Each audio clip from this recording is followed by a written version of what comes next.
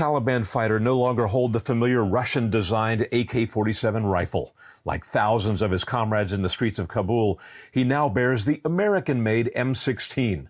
In the rush to flee, the Afghan National Army left behind a trove of U.S.-made and bought weapons, as many as 2,000 armored vehicles and Humvees, at least 40 aircraft, including the Brazilian-designed A-29 Super Tucano close air support plane, Scan Eagle military drones, and Black Hawk helicopters.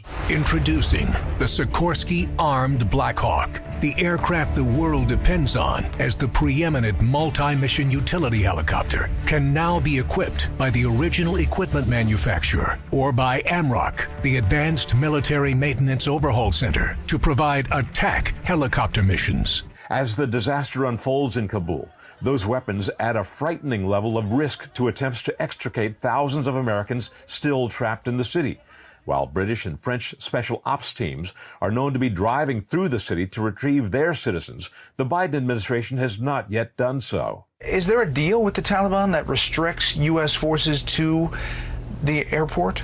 No. There's no deal that restricts forces to the airport, but, Brett, that's where the mission is. The troops are there for really two things. One, to keep that airport safe and secure for people and for flight operations, and two, to make sure that those flight operations can go as unimpeded as possible with as few delays. No, I understand, as many aircraft as we can get on. But if the British can take their paratroopers and they can get in vehicles and go get their people and get them to the airport, why can't the U.S. do that? If there is a deal with the Taliban to provide safe passage, why is it left to the Americans outside of that ring to get there on their own? Why can't we send vehicles to go get them? We have not seen any great impediments to the safe passage that the Taliban have agreed to facilitate. Americans are getting through those checkpoints, and they are getting onto the base on the airfield, and they are being flown out of Kabul. I won't speak to potential future operations that may or may not be conducted. In an almost dark humor interpretation of the weapons seizure,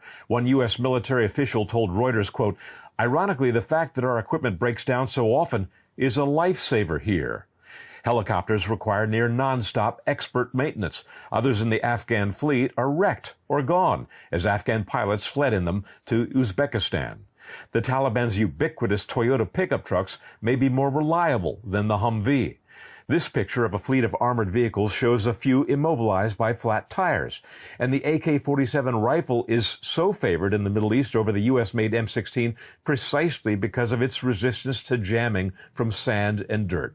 Of greater concern may be the night vision goggles obtained by the Taliban, which could help neutralize attempts to extricate U.S. civilians in hours of darkness. Also of concern, the Taliban's acquisition of biometrics iris readers. Though the Taliban may not have the databases needed to identify Afghan interpreters and others who aided the U.S., some fear that Pakistan could help with that capability. These are all short-term concerns. In the long term, to understand the future of Taliban rule in Afghanistan, one should look to the region's past. The future of Afghanistan is definitely going to be Pashtun on Pashtun violence. It's going to be more civil wars. It's going to be watching the Taliban very closely. With U.S. technology that far surpasses that held by the Taliban, Grinnell is confident that any immediate threat to U.S. security can be anticipated from half a world away, sparing U.S. blood and treasure.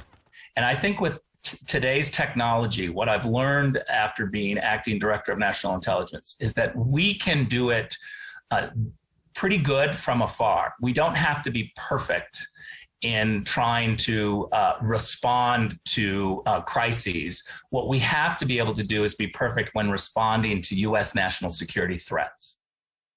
Of greater concern may be the Taliban's close relationship with the powerful Islamic factions in neighboring Pakistan, a country that is nuclear armed, a country that is in a state of constant tension with India, another nuclear-capable country, all happening in a region which now lacks the stabilizing presence of the United States. Doug McKelway for the Washington Examiner.